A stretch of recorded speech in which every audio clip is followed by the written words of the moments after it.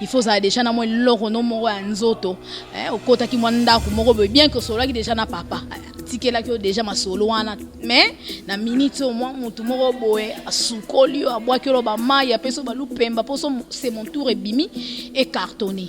Est-il vrai ou archi faux sans fétiche musique congolaise na biso et simbaraté? Bon Goiza na musique okozwa nango esali nango yo okomi no ndengo okoma mais ça na tamo boye. OK non papa mbabe okosimba no quoi momo la comme na tamo ko boye kaka e ko vide nango donc vide donc babiso tozo sa musala po nde toza boye déjà ngamonda na makam zo comprendre donc le roi zo ba semontou et osimba zo comprendre po babe mokile sala mena liloba. Donc on biso be tozolanda donc bato bagwape bali na obo yango te bato basimbela ngo pena makambo pe déjà simbia yo bwana o déjà ça Raph Ngindu, le présentateur la force créative Congo Promo Bogotosa la force militaire na Congo Promo et faites comme moi, allez voir Congo Promo tv5.com. Donc au nom de Jésus-Christ nous bénissons le Congo Promo. Je viens juste vous annoncer qu'il y aura un grand événement qui va se dérouler à Montréal. L'évangéliste Kamboudu Walesa va venir faire une grande conférence ici. Donc j'invite tout le monde, les jeunes, les papas, les vieux, tout le monde. Nazobenga bino pona croisade nene koleka na kati ya Montréal, na Canada. Venez, parce que ça sera un temps de guérison, un temps de miracle. Vous qui avez des problèmes, vous qui, je ne sais pas quelle situation vous avez actuellement, venez. Nazobenga bino boya. Oh non, ça a un problème. Songolo pakala maladie songolo oh kendo hôpital mo na kateyaka. Pour le boko la nzambe za moku c'était pour na kobikisa. L'adresse ça sera au 6700 rue Transcanadienne, Montréal, Québec, à l'hôtel Odeli. Mokolo wana ezali le 7, le 8, le 9 juillet. Boya broza décidé. Pour toute réservation pour les chambres d'hôtel, nous avons 3 hôtels à vous proposer. Le Holiday Inn, lieu où se déroulera la convention. Pour toute réservation de chambre, composez le 1-877-660-85-50. Mentionnez le groupe Les Amis de Walesa. Le Comfort Inn en composant également le 1-800-267-38-37 en mentionnant le groupe Les Amis de Walesa. Et le 3e hôtel Quality Suite en composant le 1-800-267-38-37 et vous mentionnez le numéro de groupe 28 24 789. Avec l'évangéliste Kamboudu Walesa, vous allez avoir la solution. Ici, Antonio Cavavi à Montréal. Charisme. Bonjour fidèles téléspectateurs, mesdames, demoiselles et messieurs. Très heureuse de vous servir. Vous savez déjà, l'émission News de King, c'est une émission socio-culturelle, une émission qui vous donne des news concernant la musique congolaise, le théâtre congolais, une émission qui a toujours l'habitude de recevoir pour vous les artistes musiciens ainsi que les artistes comédiens. Et bien aujourd'hui, chers téléspectateurs, amis et fidèles de l'émission News de King, je suis là avec beaucoup de joie et beaucoup de plaisir, bien que ça fait vraiment un bail.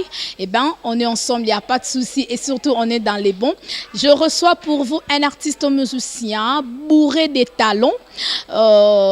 Il s'appelle Archange, l'artiste musicien en tout cas très talentueux, vous le savez.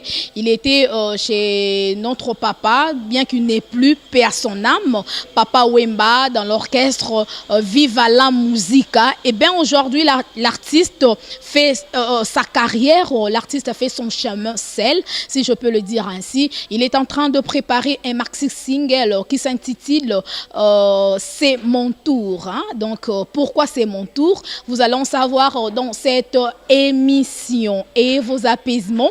Il va répondre à toutes vos différentes questions. Et bien déjà, permettez-moi de remercier l'équipe technique costaud des Congo Promo Télévision. Là, je vois mon frère, mon réalisateur préféré, Cédric Bakamana. Donc, salutations déjà à vous, mon frère. Merci déjà d'être là.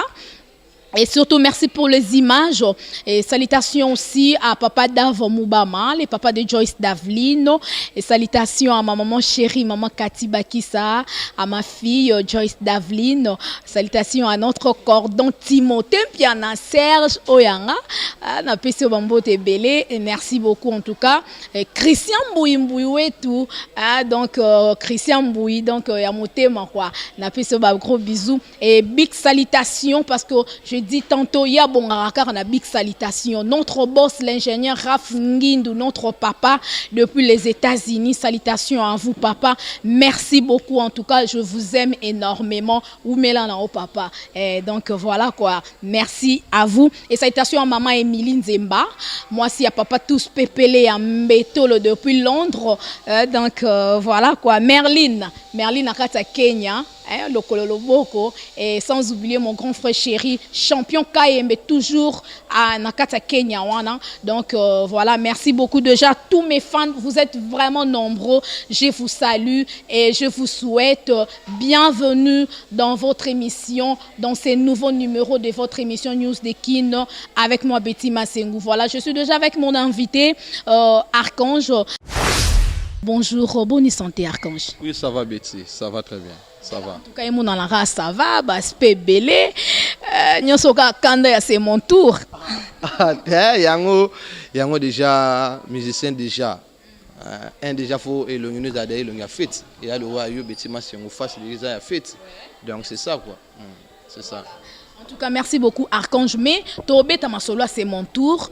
Pour yango ne mte memi biso poto lukayo, surtout ba fan lokwa ba sengyo trop yango monika ka esenga kito kita biso moko poto zo ba news ya Archange, ya c'est mon tour, c'est comment. Mais j'aimerais bien reculer reculer pour mieux sauter. Tobe tano masolo ya simanano. Archange toyeba yo na viva la musique pa ya Papa Wemba. Papa Wemba le loazali susute.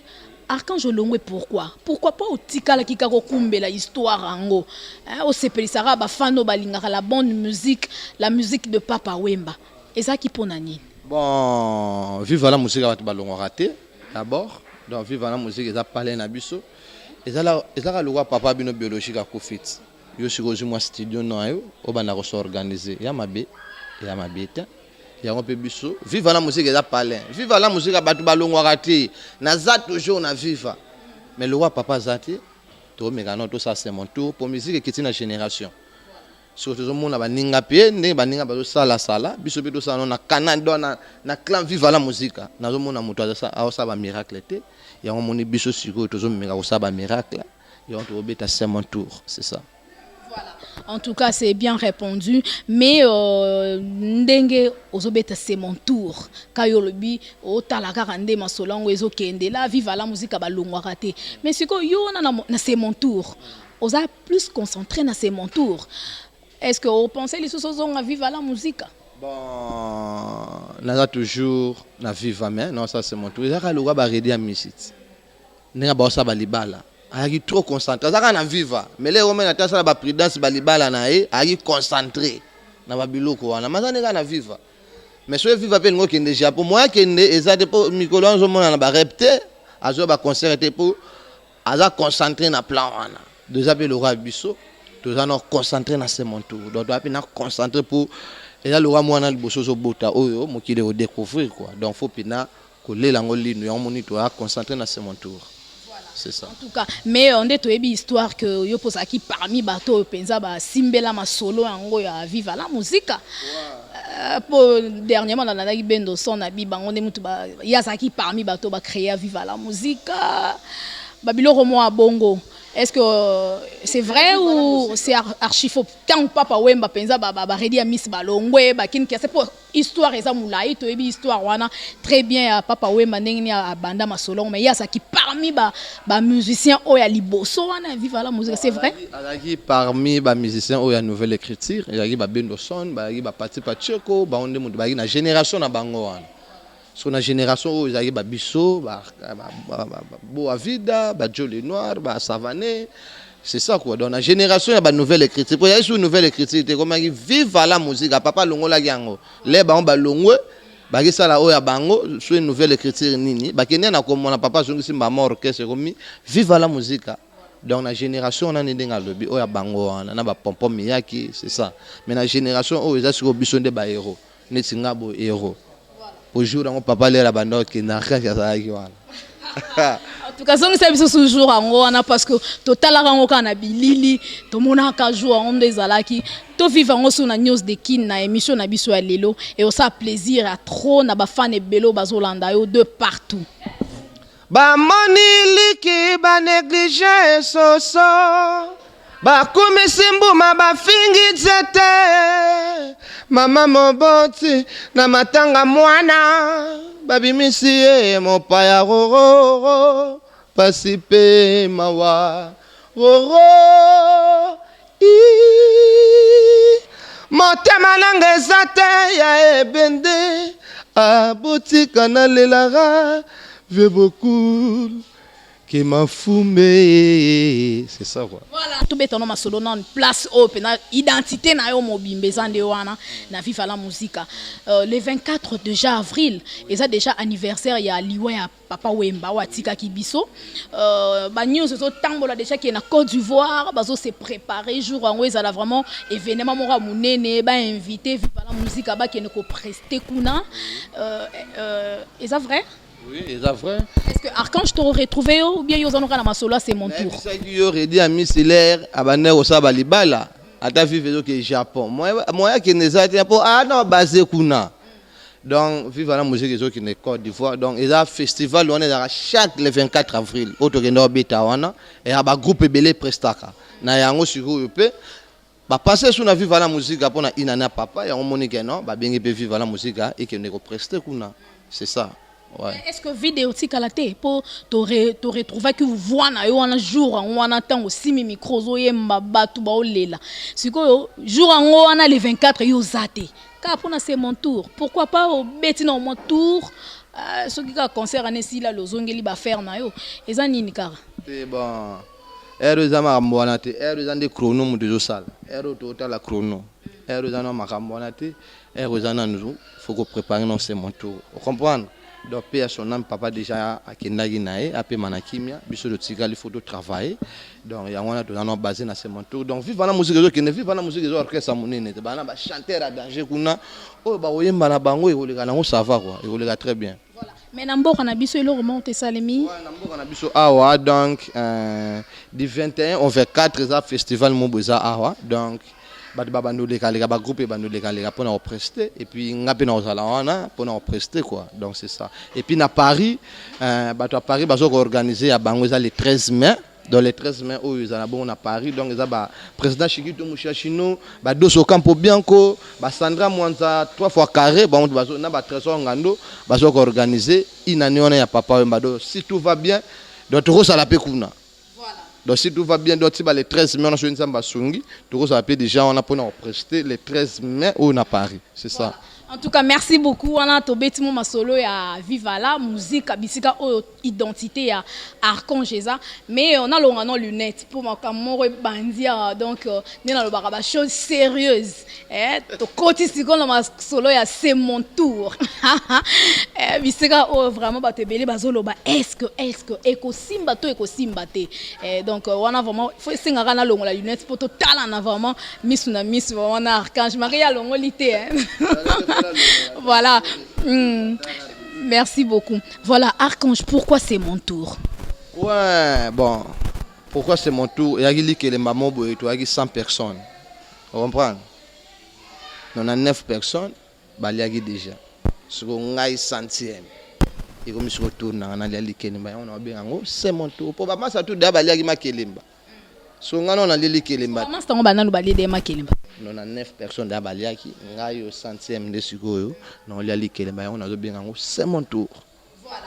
Merci beaucoup Archange on a des explications au PC na ba fan mais mutuna ngeza kana li kelemba ngo na ba master balie bien to balie bien te na tourna yo pe ba repesa yo lia bien to ba repesa o lia bien te poto mona makelema mosusu biso to kota ba makelembe o mona muta liboso ale bien ya mi bale ya mi sato ko manga yo muta suka boy mbongo ko mi ya kokoso o mona msu e bobeba ni kutu likelema ngo te panzani nango te ba o biso likelema ya bien organisé donc ya biso pene ya bien organisé soki moto aliboso folia bino tout bosangisi aller soki ya mibale folia donc eza pena bien organisé donc loko ezanga moto asuka donc bakongolelanga pena bakopesanga quoi.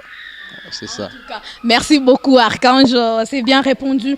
Mais Bafan Bazo Nandabiso, ils ont combien de titres? C'est mon tour. Ouais, c'est mon tour, il y a des titres. Hein? Mais le roi Batu Bazo Soma Banzembo, tous ceux qui sont à 3 pour Batu Bazo Bengoto Archange Foyemba, on a ici Batu Moussouté, aux Anan et Laura de Bosso de Tianga 3 titres.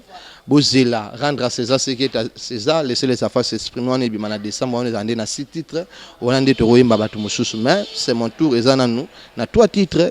Base la rendre à César ce qui est à César, laisser les enfants s'exprimer. On a des années 6 titres, on a yemba batumet, toujours yemba no Jasilusi, toujours yemba Willy Lukanga, et puis toujours yemba Jomoro Boya, zone ngate batanga combo nae, donc il y a des héros de l'ombre, donc c'est ça quoi. Il y en a 3 titres. Voilà. 3 titres, particularité dans Wezani. Apport ya c'est mon tour. Ezanini o na kata musique ezalate. Et ko baksani na musique congolaise.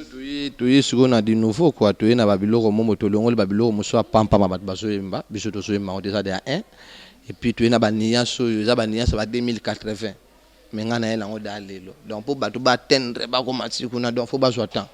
Donc bato ba oyo ka to beti rumba normal mais ezana babiloko yo bato mosusu nanu bakomi kuna te quoi donc biso to na ba niasa ba 2080 et puis to na ba style mususu quoi et puis ba bayoka ba jamais dessus quoi ba se pela to songi ba vie madiata to songi ba Carlito donc to songi batu to songi ba vie beaucoup ba Luciana donc ba bayoka pena le bayoka Maxi Singer nanga et puis ba content quoi. Voilà. Mais musique congolaise esengaka babiloko wana oyo zoboya wana oyo lobi longoli wana siko yo e otiango te e osimba po musique congolaise lelo koma bongo bandeko no prévenir que oyebi tokotanga pi bakombo na bango pe kasha mulangi zalaka nango te mais toboka otanga bakombo pour éviter les problèmes bazobeta babiloko wana to oyo kangole kana nzela boyango ne Congolais à Lingi, yosko zo longola yango. Est-ce que Rosimba na c'est mon tour? Sans biloko wana. Siko bisope, au monde bisonde to ça boy to aba tumo to edika mas. Siko ngaso na une éducation na éduquer public. Ke bazonga na nzela, batika olanda ba biloko mususu quoi. Donc biso to yi na ndenge mususu to na musique yo papa, maman, bana ba ofana ndako bazolanda pour faut respecter bato batala biso. C'est ça. Ouais. Obeti musique nini rumba ou bien afrobeat ou bien babiloko moko on sangisi mélange c'est comment na c'est mon tour rumba ah veneza rumba ndoka papa na nga tire biso na maître d'école rumba na rumba donc to landi no lokolo wana donc ah to na rumba congolaise donc to na rumba et puis ba style mosusu yo na laisser les enfants s'exprimer générique ezate un motoning ça mon loketo na ba robina na laisser les enfants s'exprimer, rendre à César ce qui est à César, quoi. Voilà. Donc, retenez bien que c'est mon tour. Ils ont Maxi Single, ils ont 3 chansons. Rumba na rumba rarande, on relobi. Archange de Papa Tika, maître d'école, rumba na rumba. Donc, il y a 3 titres, on a 3 chansons. On a c'est mon tour, ils ont rumba na rumba. Voilà, nous évoluons toujours avec notre invité Archange. Aza déjà dans le studio, Azo préparé les bisous. C'est mon tour. C'est pour cette année. Ah donc début juillet baduda ba rejoindre quoi donc début juillet c'est mon tour et Danata badu ba rejoindre et puis on n'a jamais décidé donc début juillet donc lettre okende na ba vacances kuna tuka batu déjà bazo sepela le ba chancello se bazo ba kisasa batu belé bazo ya kisasa donc et puis ba mon sortie mondiale quoi. Quand je bangate pour ba disque peso bima ya danger ba master na ope ba obimisa ba vie na ope ba zo bimisa pour bientôt déjà karawa déjà faire rigolo zo boire déjà disque na ils sont quitter déjà na terrain pour il fallait bima na mars et bimité tout sera générique on a boss fallait pour papa zo kitisa ozu pe ba kabose ba zo kitisa ozu ba et c'est belé hein ba na ba ouais rançon igo de la forêt a kitisa déjà 7 jours de la semaine au banga nyonso wana te Archange wana yo tanga wana nyonso za ba côté kuna donc as kuna clan vive la musique en tout cas to tanga biso te so nani te biso c'est mon tour je bakoko ba lo bageno lelo sur album ebimi c'est makambo nango e ko sala donc wana biso na tina batute et puis to banga na biso mutute po moyo ebima po na biso tout et ya te non le wa moyo ebima ke bimeli ka ba voisin non et puis ma pona biso papa mba bisenga atuka ko banga anoko to batute quoi et puis makambo to solo na fait beaucoup yanga to sala pour ngam na solo na fait mutasuka et puis ngam na brassard donc nazo weli sangoti on a apprécié pour papa mbaza souté na la tiso brassard wana brassard est comme ça na ba chanteur na bato na pour sala na ba mission ke nde boza na binoto vers solo la nana pour de la soki papa na bino nga kindi na par exemple a bengio beti potiki no makambo o kamba famille na o kambat pour ça dana bénédiction to benga ngo brassard pour le ranga na solo na grand prêtre to mati na podium après 25 minutes via ki donc ngam na masolo ngam na brassard donc makambo via ibisekinga yango to ko sala c'est ça koti penza maison moi makasi on a fait pour yobi bakoko on a pour dans baso assuré vraiment makambo vraiment mais ça bon côté tout c'est la rappel bim tout c'est la rappel bim et puis bah tu vas comprendre makambo yango au sala quoi ya on a bisa yo ke biso photo ça ba miracle pour que ta vivre na musique muta ça ba miracle moto tangi bat o tangi bat mais ce qu'on a la musique à part vient na redia mis na do monate yango sigo archange c'est ça voilà. Vraiment, merci beaucoup. C'est l'ambiance de l'émission, hein? Donc on comprenait. Ça se passe toujours comme ça, nulle part ailleurs. Toujours dans l'émission News de Kin avec moi Betty Masseng. Toujours na kata Congo promo télévision. Nena lobara na zali pe na rozala rapo ezanda hunanga. Po belé ba tout na WhatsApp. Masseng mo na te olongwe OK wapi jamais na longwa. Nga lobara fidèle toujours na Congo promo télévision. Voilà, on est ensemble, il y a pas de souci et nous évoluons toujours dans ma solo tozo beta. Il y a c'est mon tour au bientôt quand JR ezobima déjà. Mais archange ba opus et bi mikolo yo. Aux 8 ans royo ko opus nin. O penzo tali chanteur o a se déchaîner à fond. À se déchaîner à mort. Pour yo pe ko ta ko yemba penza coup de chapeau to ndimara yo yemba bien.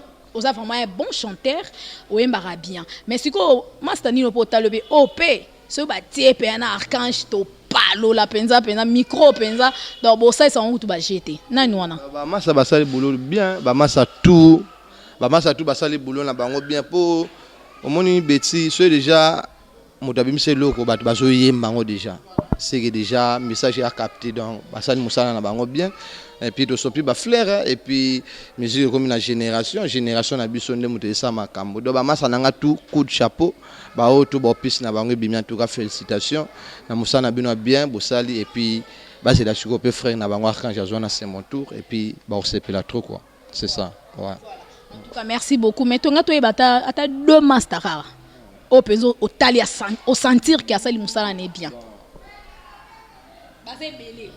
oui attends moko mibale bon bah depuis que ça musala bango bien nazoka na album na ça va na ki héritier ça va et puis natanga bango ba Fabregas ba Robino ça musala bango bien quoi ça va vraiment ça va mais chanteur Nino Yonzimara bon o toi imara bien andi mara quoi o toi sala musala bien kenga be na ofa na palais na yimi penzembo na donc bango tout basana bango musala bango bien donc ba imara bango bien ça va. Ça va, en tout cas, merci beaucoup, c'est bien. Mais Lelo, musique congolaise, Ali Rezo Kendela, Archange Ozomo Ondeni, ça marche, ça évolue ou ça n'évolue pas? Ils ont bien, ils ont photo bosser sur ma casse photo zonga. Les tout ça, quoi, photo zonga, ba ivoirien, ba camerounais, ba nani, ba commis moi trop na ba boîte.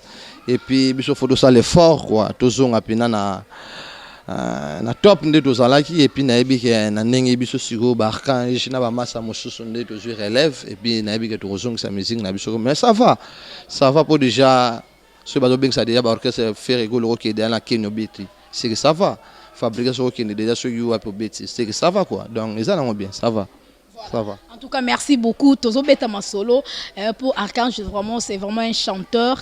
Ouais, vraiment, voilà, c'est pays Saraba tout. Dans le linga, on s'habille sous na et le remoka y a bien au bafan baro CP là. Avant tout c'est mon tour. Pour c'est mon tour, penza. Bien qu'ils aient une surprise, mais moi, blora Mike, bah avant goût quoi. Pour tout CP, c'est déjà bandeko bazo landa biso lokwa ba mamé Miline Zemba. Moi, c'est papa tous pepele en béto. Le babomba déjà ba mbongo na bango. Lokwa ba champion KMB na kata Kenya wana mon grand frère chéri ba Merlin lokolo boko moi si kitoko kuna maman na Serline moi si ya Serge le roi ba Serge Kava na kata Kenya wana poso rebimi bazwa rango déjà voilà mais no lingo zong sabiso na nzemmo na sepilana ngo trop boyemba wana papa za na bomoi titre nango si j'ai une bonne mémoire clip nango bosala rango bozara belé boye papa la ta kilote beta basket boy vocal wana osala wana na ebité ozo serré voilà na maître d'école voilà zongisa bango kaka soko osangisa osangisi kaka après ce que to kota siko na goût siko ya c'est mon tour mais tozonga na oyo ninyo salinga opakolinga soni na miswa bato divine pasinanga na loembo bato tuba kemwingai aya ninyo salinga ye obimisinga yuma na miswa bato divine pasinanga na loembo bato tuba sekingai tala okokisinga na kimpwaka mama yeba nabungi kutula londo oyangai nzoto motema na nzoto bakoti bokeseni kasinde mongongo bolingo sengo ezali kozongela kelimbisa ono de l'amour nalimbisi aye kozongela te obebisaki motema nanga ono de l'amour nalimbisi omoni osili koliambo mekila mama infidélité ndenge nini ekumbi yo kuna nzoto esengi kozwa mwa distance kasi mongongo bolingo se yango eza ngai mawa. En tout cas merci beaucoup sans mon trop voilà voilà wana biloka vie mais sikoto yana na oya yo moko archange na tekelo banzembo wana est-ce que ça créativité na yo mo penzo inspiration na yo moko penza parole na nzembo na yo kiango emso na ozwa bandeli na yo la tie refrain nanga emso na ozwa refrain na yo kaka na bande nanga tozana batu bazali parole nanga pe kuta zawana watekele nzembo mobo na mbeli José Carlito ya zawana et puis de travailler na ba parole pour yo mo pe donc comme monotonie faut solo la ozo comprendre do solo na batu donc c'est ça quoi donc travailler na ba parole ngamo pe le rappel na moi mutupe moi okoma na bakisi pe babilo nanga c'est ça ouais. En tout cas, merci beaucoup pour babi ba parolier pe ba romo sala bino babilo ka sangisa ya tekelio kanze mo ngabe tokeyo kan kuna pa hérité watanabe kanze mo ngabe mso tokeyo kan peut pas shaingenge lo kaza na studio mo na kaka ebima oh mais to yoka kingo par archange ndenge ni to yoki susu peut-être eza ma solo la bien teto eza kaka faute kaka ya komelesa oh le baye mo revient mo pao faute kaka ya commerçant kaka nde mutu salibino sangisa wana c'est comment. Bon, biso bina na papa ogi parole na romone papa ogi bon il y a honnête quoi tu vois donc il y a honnête donc tu travailles bien donc il y a muda basangisa te donc il y a muda sangisa te za yo artiste cha sérieux bosali musala o libérer mukenae et puis c'est tout quoi pour il y a génie ala banzembo belé ya danger donc yepé sumu da opesa su na rendre à César ce qui est à César laisser les enfants s'exprimer donc yepé muzo so opesa donc il y a biso peneza pepele quoi donc papa ogi maramona na ngote quoi c'est ça. Voilà. Vous avez déjà un producteur, un distributeur, un manager ou bien archange azo volé kanaba propre zel nae. Awa siko biso do bana biso moko artiste abandino maramuye moko et puis un comité de soutien nae ba pirve nae moi comité de soutien o bali bazo soutenir artiste mais biso mono to bandaki nanu to bandena ofuta ba studio to bandeba makamu et puis comité de soutien yesiko yo ya mo déjà accompagner artiste tina suka et puis to soit distributeur allez to bimisi plan quoi c'est ça ouais. Voilà En tout cas, c'est bien répondu, Archange, c'est bien. Et donc, biso toroboa que loka ba fleur, ba bonne chance. Donc, album Ebima. Et ça, la moussala nango, donc, est cartonné monde entier, voilà. Mais, toro yoka moi morceau mouké, c'est mon tour. Hein? Donc, so robé tanga likolo rara. Po, tobo ipe ba iba, de rayon solo ba wana. Hein, pour ese pesto oyembeli biso biloka papa wemba. Parce que toyoka non savoir faire de l'artiste musicien Archange. Nazo senye jansazo kipete asalinga plus que kuluna bamema ye na ngenga tona buluo inosa elembo na bo elokwa nzoto mabele pete bolingo neti kombaka jimoto akota te bolingo neti komba na beti gauche na beti droite na bwaki lokolo na koma kudila anga na sukia wa Jansilus moto alalia wae Jive kinzonzi moto asambwa wae Bambanda botike langa Jansilusi Ngapela profiter na l'amour Ngapela profiter na l'amour na yo Eloko na lalelaka et pas ba voisin Oreye nanga lele komi yambanda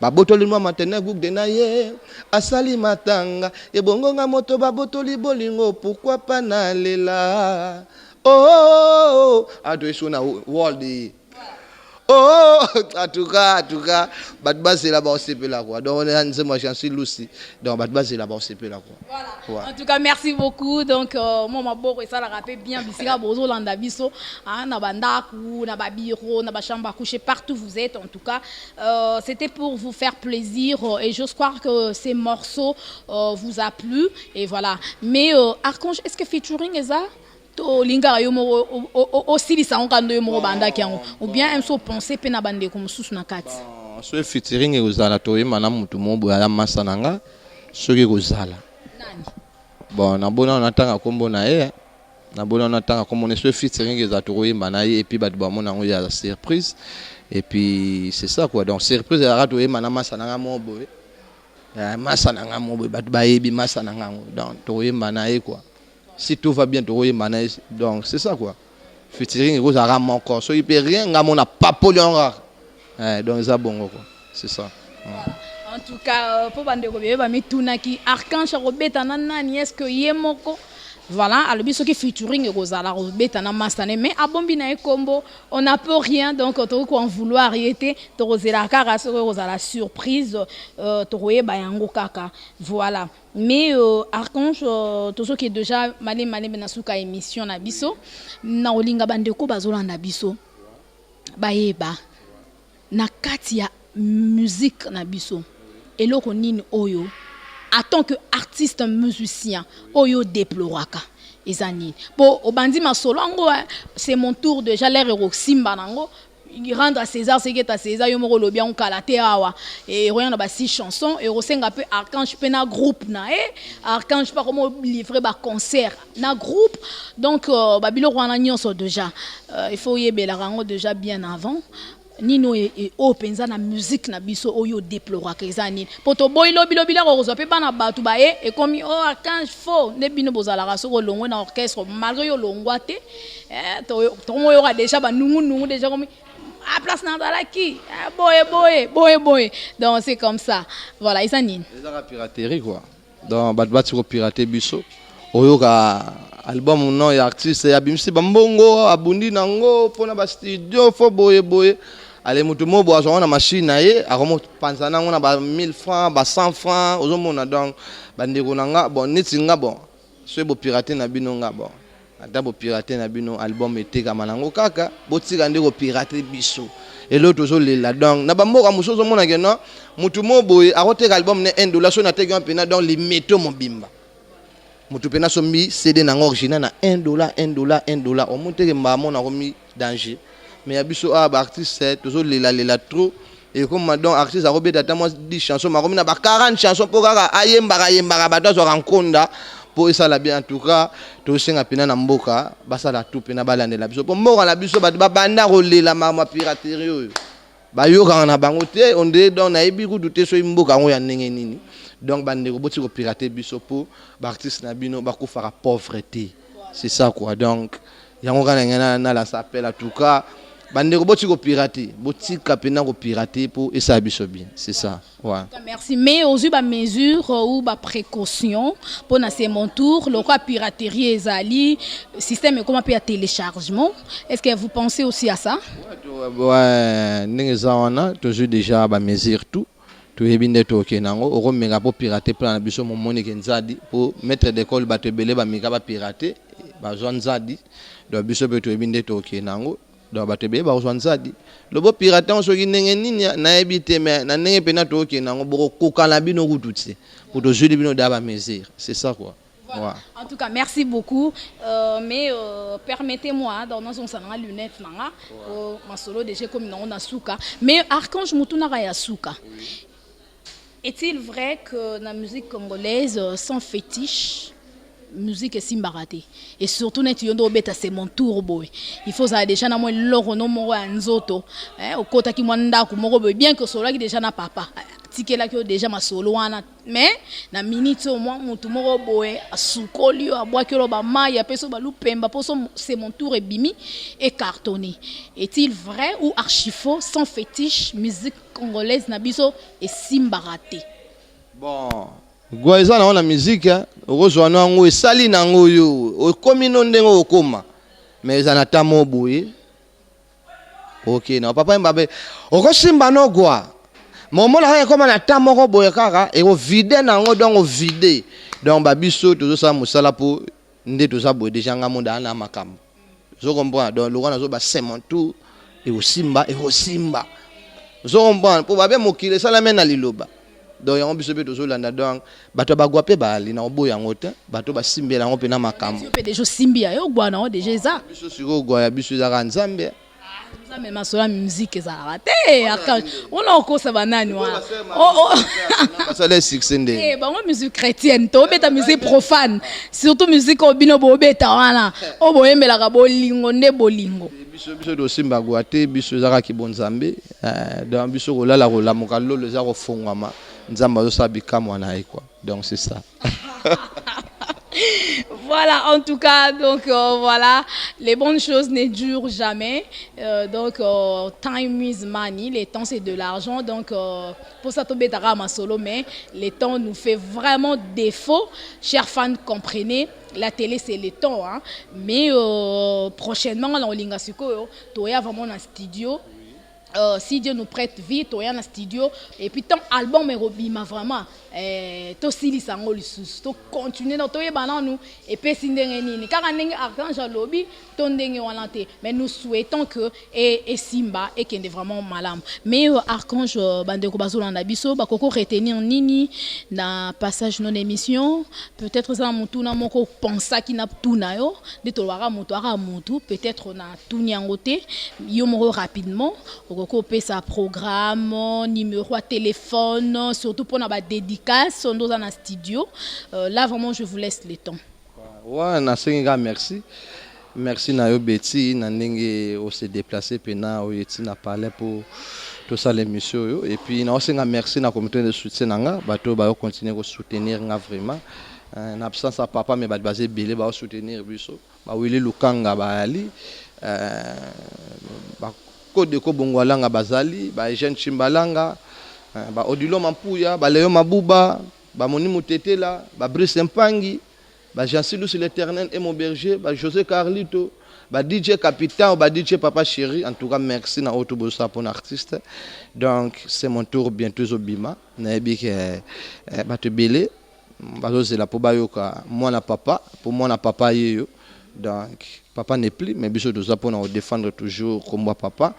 Et puis staff mobimba tout ya viva la musique na poto wana ba président Chikito Mushashino ba Doso Campo Bianco ba Dadi Soso ba Corneli Malongi ba Trésor Ngando ba fils Dumbo Arkaida mobimba na poto na pesi bino ba mbote donc bozela c'est mon tour réseau ya et puis to pesi mbote mingi na mama Paris to benge mama Paris mita makumbu hein donc yendingi za wana donc a gagné déjà donc yeto futaki dans la première tour mita makumbu mama Paris. Et puis tu peux se montrer na bébé Kingombe hein, moi ça Pembe et puis Binta Freebox, Anaïs Kiganga, Jolfette Nsamba na Bordeaux, donc baza Telme Belé, na pesi ba gros bisous et puis le numéro na téléphone est plus 243 82 18 670 65 82 18 670 65 et puis Martin Koudima na Guilhem Ayundou donc mise en jour donc yi garçon ana il va bien mise en jour donc so botandi ba yoji lelo lobby yaza nango donc toujours plus un ba mota trop mise en jour Guilhem Ayundou et puis ba tout ba ninga archange et puis les amis de Matongé les amis de Matongé na ebi ke boze belé na poto wana boze la semaine c'est ça on est lo rasuka ya bokabwani kaka pona émission lelo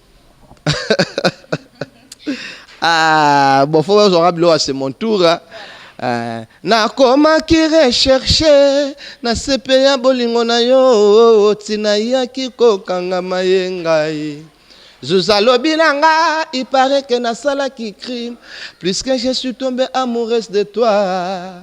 Empereur, est-ce que kolinga moto ezali sumu lobelanga kokake José ezali sumu ezanango kaka loi ya nature.